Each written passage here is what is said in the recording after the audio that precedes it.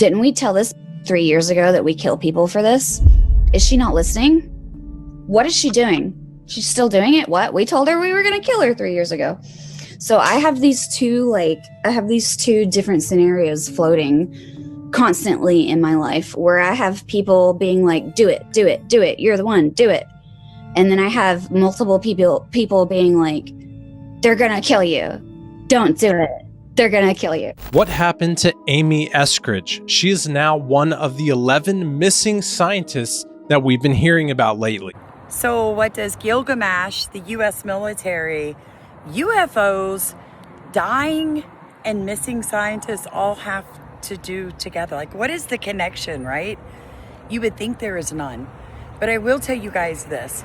The Bible clearly states, Jesus said, the end will come in like the days of Noah. And if you've read your Bible careful and some of the extra biblical texts, not that I'm encouraging that, I'm just saying if you have, then you know that there was a lot of genetic DNA mutilations and engineering going on, even during the time of Nimrod and the Tower of Babel. So I hope you guys will watch this video. It is multiple clips from some of the greatest experts and some of the missing scientists and ufologists that are now missing and or deceased. Clips of that in this video. So enjoy it. You guys know we're going to get the base for our bed. God bless the ones of you that have helped us get to this point where I can finally be back in a bed with my husband. I love you guys so much. Make sure you are still subscribed. Compared to the other missing scientists, Amy's story has a lot more layers of strangeness surrounding it. Anti-gravity technology, human beings from 52,000 years in the future, disclosure, and other strange topics. Let's look at some of this strangeness that surrounded Amy Eskridge. Amy was a scientist and entrepreneur from Huntsville, Alabama, known for exploring unconventional aerospace ideas like advanced propulsion, and her company was called the Institute for Exotic Science. In Huntsville, come see the warm Alabama weather. Come live and be free. Come try the BBQ. You're welcome to join us. Come see life free from the guilt. If you're a Nazi, Come see all our new white friends. Come to Huntsville, Alabama, home of the Space and Rocket Center. Staffed by Nazi scientists smuggled here by your government. Oh yeah, it really happened.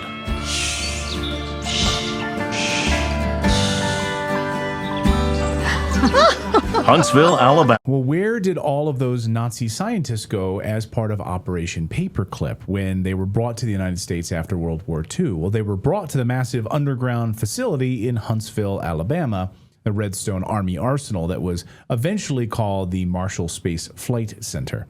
So it's no coincidence that President Trump yesterday announced that Space Force would be moving 30,000 employees to Huntsville, Alabama. We had a lot of competition for this, and Alabama's getting it, Huntsville in particular, so congratulations, everybody. Katie, congratulations. Thank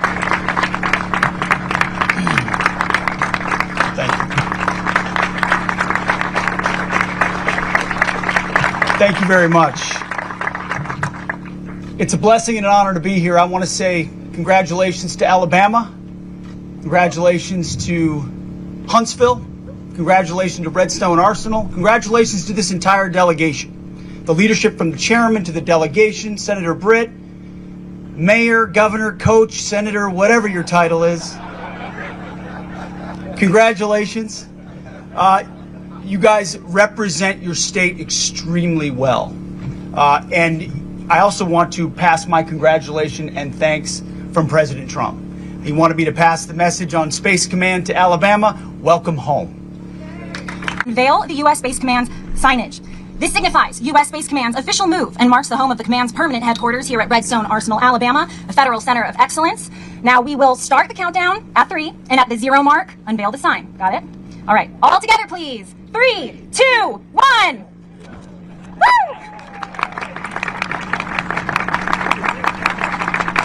Woo! Well, it makes sense, as this is home to the secret space program, reportedly one of the largest underground cities in America, in Huntsville, Alabama. Sources in the U.S. Air Force that I've spoken with directly have confirmed to me that these facilities exist, that they have been used since the 1950s for a secret spaceport.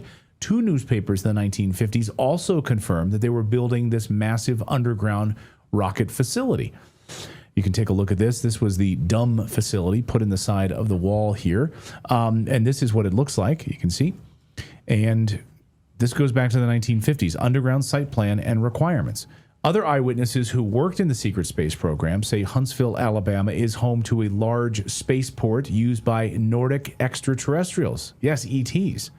And the Earth Alliance. I know this might be blowing some of your minds who are uninitiated or who are not familiar with this subject matter. This is BS. No, it's not. Alien craft, anti-gravity technologies, all being developed here in Huntsville, Alabama. He had personally witnessed 3 flying saucers at a very large hangar at Norton Air Force Base during the course of an air show that was held on Saturday, November 12th, 1988. And this was photographed, as I say, in June or July of June of 1967. I subsequently obtained a copy of an interoffice memo from Hercules Aerospace that describes a particular type of science involving something called zero-point energy and scalar waves. According to Brad Sorensen, this is the basis of the technology for these anti-gravity propulsion systems. This particular document here describes 6 different meetings involving the Defense Intelligence Agency and cooperative efforts with the Russian scientific community in investigating this, what is called the fundamental enabling technology that was originally discovered apparently by Nikola Tesla in the early 1900s. Reproduction that does interest me, though, is the ARV, the Alien Reproduction Vehicle, the Fluxliner. Have you heard of this? You know about Mark McCandlish and the Alien Reproduction Vehicle? Oh, well, that's something you should know. If you type in ARV Fluxliner, you'll get this image right away. This is one of the avenues that I would actually pay attention to and think, okay, I think something's going on here. Mark McCandlish was an aerospace illustrator for the U.S. Air Force. That's the, so the actual... Oh, I have seen this. Yeah, of course you have. It's very classic.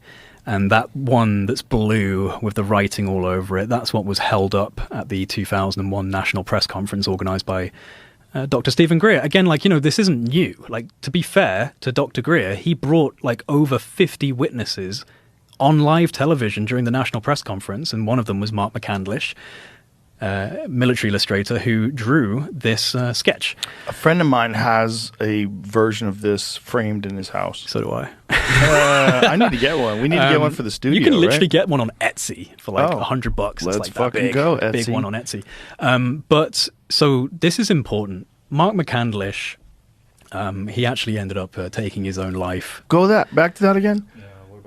I want to read the heading. It says, according to this documentary, we had the technology for faster than light travel and zero-point energy for a very long time. Let's pretend this is true. How do we know the UAPs we sent aren't ours and more modern built? The person who made this documentary died of an aggressive form of cancer not long after making it. He was quite a young man as well, documentary filmmaker who made this. But Mark McCandlish, military illustrator, he had a friend called Brad Sorensen. Now, Brad Sorensen was a government guy, aerospace engineer. Lockheed Martin had quite an extensive portfolio. And Brad Sorensen goes to his buddy one day, Mark McCandlish, and he says, I was shown something, and I want you to draw it. I'm going to describe it to you in great detail, and I want you to create the illustration. Brad Sorensen says that, I think it was in like the 70s or like late 60s or early 70s, that he was invited to a private air show at Lockheed Martin by an individual who was a good friend of his in the military, who was higher up than him. And apparently this, you know, he didn't have what they call the tickets, the right classifications to actually get access to this private air show, but his friend brought him because he had the tickets. They bring him into a hangar in Lockheed Martin where 3 large saucers of varying size were hovering a few feet off of the ground. They were described as instantaneous nuclear payload delivery systems. That's the way that they were actually classifying them. Had a nickname for them. Instantaneous nuclear payload delivery systems. Like the idea that you could just instantaneously deliver a nuclear payload to anywhere in the world. Oh my God. Yeah. Which is, again, one of the reasons why they might keep this stuff secret. The ships were nicknamed Mama Bear, Baby Bear, and Papa Bear. Oh my God. Yeah. What's really interesting about this is that Brad Sorensen has never gone public. But I was in the room when he was phoned, and I've heard him say things that have never been on the record before. No one's ever contacted Brad Sorensen. Mark McCandlish took his own life a number of years ago. His closest friends would say that that was not anything untoward. It's hard to know. I didn't know the man. All I know is this is the man that produced an incredibly profound illustration and then eventually took his own life. Who in 1982 was out near the community of Cedarville, California. And he saw these cars parked on the side of the road, and there were people standing there looking at this thing in the distance. And he said, here was this huge black thing. Now you can just barely see it's right there. Now that was scanned right here in this room from the original little tiny Polaroid photograph. Now, this occurred in 1982. Now, the husband of the lady who owns the copyright to this took this photograph, and he said that at the time, now this was kind of based on my looking at this object through a loop under extreme magnification, and these are some of the details I was able to pick up based also on some of the sketches that the eyewitness actually did. But if you look at the time frame, 1982, you find that this has some of the features that would later show up in the stealth fighter. All of these triangulated panels, these flat panels that reflect radar energy away and makes the aircraft stealthy and invisible to radar. And based on some of the descriptions, each of those domes that you see on there kind of looks like the upper half of the alien reproduction vehicle. So maybe, just maybe, this is Lockheed's answer to an advanced technology bomber system, and that it's incorporated something that it's already built into the propulsion system. Now, the eyewitness who took the Polaroid, took this photograph, said that these people you see in this photograph here represent kind of a cross-section of our society and how they would react to a situation like this. And what he said was, some people were standing there hooping it up like they were watching a 4th of July fireworks show, hooping and hollering and enjoying it. Some were running across the field, waving at this craft, which he said was almost 600 feet in length. It was about a half a mile away. That it was so powerful, whatever was propelling this thing was so powerful that it was making a deep... The actual story is that she sadly died in 2022 by self-inflicted means. Since then, Amy has been grouped together with these other missing scientists. Unsettling mystery, at least 10 American scientists, military officials, and associates have been found dead or suddenly vanished. And now some lawmakers are calling for an investigation. And there are now 10 American scientists who have either gone missing or died since mid-2024. They all reportedly had access to classified nuclear or aerospace material. Is anybody investigating this to see if these things are connected? I've seen the report, Peter. I haven't spoken to our relevant agencies about it. I will certainly do that and we'll get you an answer. If true, of course, that's definitely something I think this government and administration would deem worth looking into. So let me do that for you. Amy and a few of these other scientists are not actually technically missing anymore, but are said to be deceased. The reason they are all being linked together is because they all appear to have been working on some sort of secret space programs or secret advanced technology. A researcher named Amy Eskridge was found dead in Alabama in 2022. After she warned that her life could be in danger, she was reportedly working on anti-gravity technology. And this obviously could make her possibly the 11th scientist. At what point does the FBI just stop dismissing these cases as disparate and unrelated and start asking whether there's actually a pattern here? How is it that 15 spray drones were stolen from New Jersey? I really want to know. And these aren't little tiny drones. They're pretty big. They can spray up to 31 gallons with GPS coordination. So that was the initial report I shared. New York Post then said that can spray up to 40 gallons of chemical liquid over a 15 square mile span in 7 minutes. That's a little concerning. And worse yet, the theft is still unresolved. Seriously, this is like a big concern, and really, why are we just hearing about it now? It's kind of wild. And as I said earlier in my post here, says, you might want to make this a priority to figure out where the hell these next few clips we'll look at are from an interview Amy did with Jeremy Rise and Mark Sokol, and she doesn't seem to be in the best place mentally in this interview. It's been independently discovered 4 other times. He said it has been suppressed every single time. And he said, I don't think they're going to suppress it this time. He said, I think you're in the clear. He said they obviously know about you because I've had multiple, both protective and threatening interactions with various agency affiliations, whatever. He was like, if you haven't had a U.S. government agent come to you and say, stop, shut the f- up, stop, shut the f- up. If that hasn't happened, they're going to let you do it. They're waiting. There are SSP that are twiddling their thumbs. Like, is Amy not going to publish soon? Everybody meet Gilgamesh. Gilgamesh was an ancient Sumerian king who ruled in what we now know is modern-day Iraq. And he was a 17 to 20 foot giant. He was a demigod, which means he was half human and half god. Now, Gilgamesh was a barbaric king. He built up and ruled over the city of Uruk, which is, again, modern-day Iraq. So what does he have to do with the war in Iraq? This brings us to 2003, when German archaeologist Jörg Fassbinder was digging in modern-day Iraq, and he thought he found the city of Uruk. Gilgamesh was simply a figment of myth. That was until Jörg Fassbinder and his team of archaeologists, using modern technology to look deep into the ground, discovered an entire ancient city beneath the desert, astonishingly laid out just as the city of Uruk, over which Gilgamesh had purportedly reigned, was described in the epic. More importantly, on the outskirts of the ancient city was what appeared to be a burial site, which archaeologists believed to be the tomb of the ancient king. So Jörg goes to the authorities, tells them he thinks that he found the city of Uruk and possibly the tomb of Gilgamesh, and 5 months later, we invade Iraq. Now here's where it gets crazy, because not only did we invade Iraq immediately after his findings, our military builds a base directly over the ruins.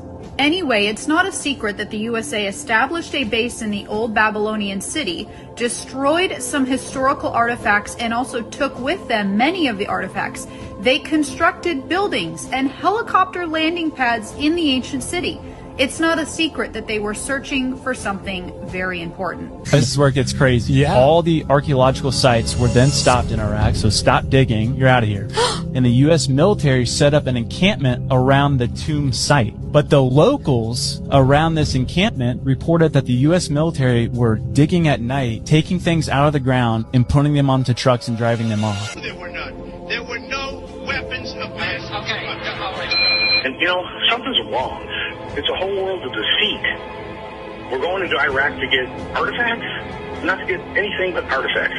That was the most important thing, they said. But which artifacts? I don't know. They just said artifacts. There were things in Iraq that were sold that we had to go get. And Bush wanted those artifacts. It was very important. Did we get them? And if so, where did they go? We got them. They said they got everything they needed from that country. Where is it? I don't know. We have it. Saddam Hussein was building a massive reconstruction of Babylon near the ancient city. Was he trying to hide something huge? Is that why the U.S. decided to invade Iraq so fast and acquire the ancient relic? If you go on the Department of State's website and type in Gilgamesh, you are actually brought to the formal request for the ancient tomb of Gilgamesh. They were requesting his body from the burial site. So when we invaded Iraq, we went in and just took it all. And we actually had to return it. There's even an email from WikiLeaks that says requesting documents pertaining to the resurrection chamber of Gilgamesh, the location of his body, and the location of the buried Nephilim. Our entire world is biblical. So what does our government do? It comes in and it covers it up.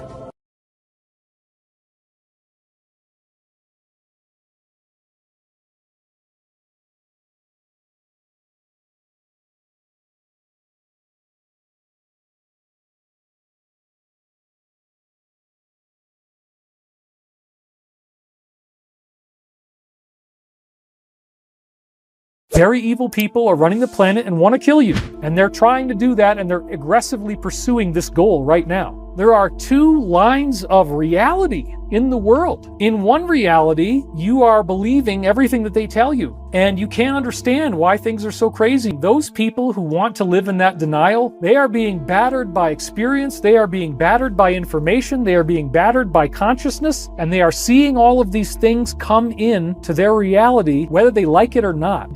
Didn't we tell this 3 years ago that we kill people for this? Is she not listening? What is she doing? She's still doing it? What? We told her we were going to kill her 3 years ago. Was right before the flood. So it's like these events are not disconnected. This is leading toward the flood. You know, when you grow up in church, you don't really hear anything about the flood except for people were really bad. Okay, what does that mean? Obviously, it's a perspective thing. So what does it mean really bad? Like, why would God destroy the whole earth? There's a reason why God flooded the earth, okay? People don't understand that God didn't just flood the earth because the earth was full of evil, the end. Okay, when you read the book of Enoch and you read the book of Jubilees and Jasher and you read these other ancient texts, you get a more clear understanding of why God flooded the earth. God flooded the earth because there were no more humans left in it. Noah and his family and his sons were the only beings that were pure in generations, the Bible says. That means genetically pure. They were the only ones left that were pure genetically. They were the only humans left on the earth. Everybody had already interbred and mixed in with genetic, angelic, animal, hybrid, DNA, mixed things. Most of the people had been corrupted. They had this sons of God. They had this angel DNA. They were giants. And then according to the book of Enoch, they were like cannibalistic. They were horrible. This was what we call the seed of Satan, okay? The seed of the serpent. The Bible talks about the seed of the serpent, and it talks about the seed of man. This is what it's referring to, these animal, human, hybrid, angelic, perverted creatures of God's perfect genetics. From the Orsini family. Roth means red in German, and the Orsini means red bear, little red bears. That's what Orsini means. The Grey Pope is Pepe Orsini. He trumps the black, he trumps the white Pope. The Grey Pope is even higher than the black and the white Pope. The Orsini is the Maxima family. They are the maximum family. They are on top. And somehow they've trumped the Colonna and the Farnese, which I know, without any doubt, through all my studies, that they are the three most powerful Illuminati families. What about Rothschild and Rockefeller? Well, they are Orsini. They just changed their name. Rockefeller were Rothschilds. Rothschilds were Orsini. Orsini were a family which have their blood lines in Babylon and Egypt. They tell you that. You read their biographies, they'll tell you that. We go back to Nimrod, they tell you that. The Rothschilds say that. We go back to Nimrod. How? Through the Orsinis. So Rockefeller, Rothschild, Orsini, and then you go back to the Persian and Egyptian dynasties. And what is the name of the top family?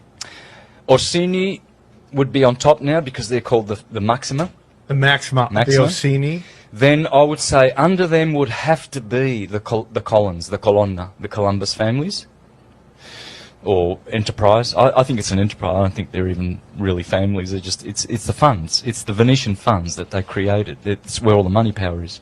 And then the Farnese. Some people say the Farneses are the most powerful that have researched because they actually created the Tuscan Empire. They created the 12 founding cities of the Etruscan Empire, which the Romans supposedly destroyed. But the theory is that they went down to Rome and created that as well. Now, why do there's a lot of people out there that think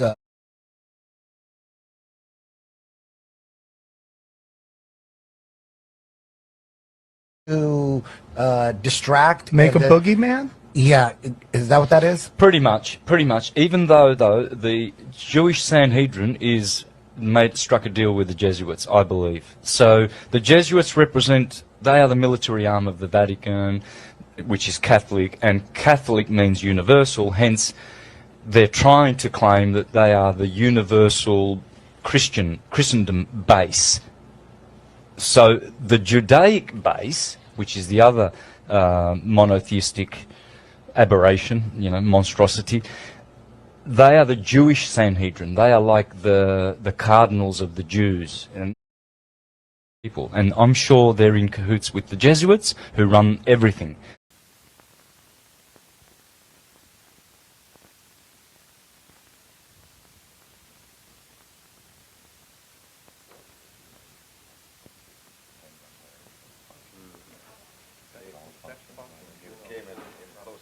Come in.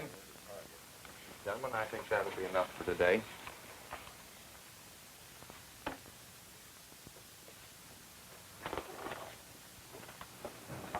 We've been making some decisions about some items of ground support equipment, things used by troops in the field in the handling and launching of heavy ballistic missiles. This is a typical array of support equipment for an Army missile. In this case, the giant Redstone, the Army's newest and largest weapon.